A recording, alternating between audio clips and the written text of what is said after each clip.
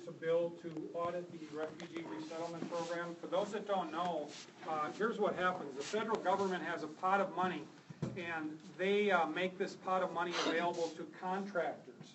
And the contractors are largely Lutheran Social Services and Catholic Charities. And these two organizations then go across the Atlantic over to largely the Middle East, but other places too, I'm sure. And they find people that somehow qualify for the definition of refugee in federal law, and they bring them over here, and they land them here, including in Minnesota, one of the leading states for this, because after all, we have the best and most generous welfare benefits of any other state. And Minneapolis, Wilmer, St. Cloud, and some in Rochester too are really the large landing places for these people. But those two organizations, Catholic Charities and Lutheran Social Services, are paid $1,850 per head to bring those people here and land them here. Once they get landed here, there's like 3 months of federal money to subsidize them, to give them gas for their car and whatever else they need. And then beyond that, then it becomes the state and county's liability. And ask Candy, Ojai County. They're getting killed by this. Their county government is, and their property taxpayers are. But also the state of Minnesota has a lot of generous welfare benefits that are going to these folks. And we have, in the state, we can't say no. I mean, this is a federal program, but we need to audit it and start getting a sense of what's going out the tailpipe here, because there's a lot of money that we are paying to this program to import this poverty that we're subsidizing. And by the way, that's the reason in our federal law we have federal immigration law, to ensure that we don't become a nation that's just overcome with poverty. And anyway, so that's, I mean, we have, when you immigrate here, you have to prove that you're not going to become if you follow the law, by the way. If you follow the law and you immigrate here, you have to prove that you're not going to become a ward of the state and some other things. So anyway, I'm going off the track on that.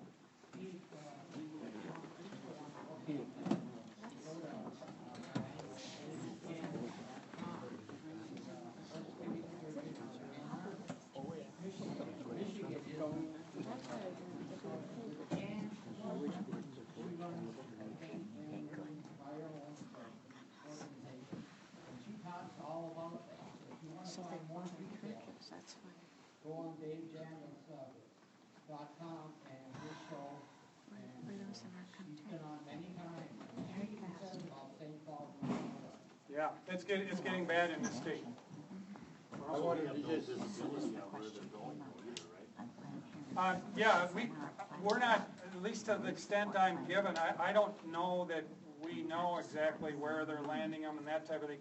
There is, and Representative Pugh, who is a colleague of mine in the House, is also going to author a bill. Apparently the governor has some responsibilities that they have towards this program in terms of accounting and accountability that they're supposed to be doing that they haven't been doing, and she's going to have a bill to address that. So we're doing some things in that area to the extent we can, and certainly can use everybody's help. I just wanted to say this while Draz is here. When I was a county commissioner, Dave Harms, county commissioner, we didn't hire back one financial worker in the Health and Human Services Department at the county. We didn't hire one back because they already had 7 people in that department. And they just thought it was terrible that we wouldn't hire back this position because they needed that position filled, because they had to figure out all this stuff for the people coming in wanting government money. A big part of those budgets are those 7 or 8 people in a little county like Wabasha County. We got 21,000 plus population, men, women, and children. Just think of the employees in the big counties with, ladies and gentlemen, and that's why I wanted to say this while these folks were here. This is a runaway. The biggest budget in Wabasha County is the Health and Human Services budget. And we got people that just can't wait to get down there because it would be better for them to get that money than to work. Steve, more and more people are learning that fluoride is a toxic waste. It's added to our water. Can the legislature look into that matter and get up to date with the modern science? Yeah, they Instead of going off of 1960s propaganda. Yeah, they can, there's some bills coming forward, Brian, and, I know there's some introduced last session, and I'm hopeful that issue will actually be heard. It wasn't heard last year. And I'm like this far away from signing on the bill, so, but I haven't signed on it yet.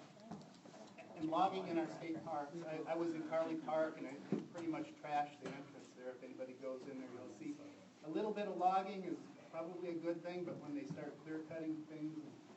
You didn't like my bill to cut down the walnut trees? That was a thinning, A not a little problem. bit is okay, but you gotta really. That's better than them rotting, right? Yeah, that was a thinning, not a clear cut. Well, you gotta go look at it. Yeah, it's my timber stump, I looked at it. Yeah, I sold away.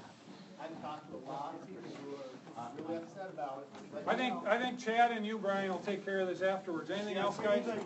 Darwin, you have something quick?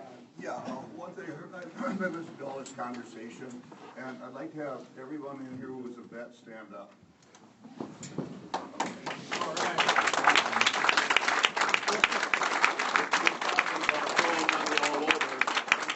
All these people out here, I haven't heard any conversation from anyone about what's gonna, how you're gonna help the vets.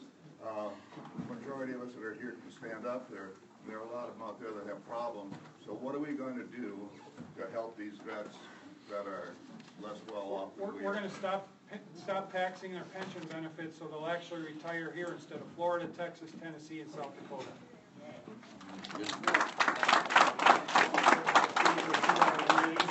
Yeah, thanks, Steve.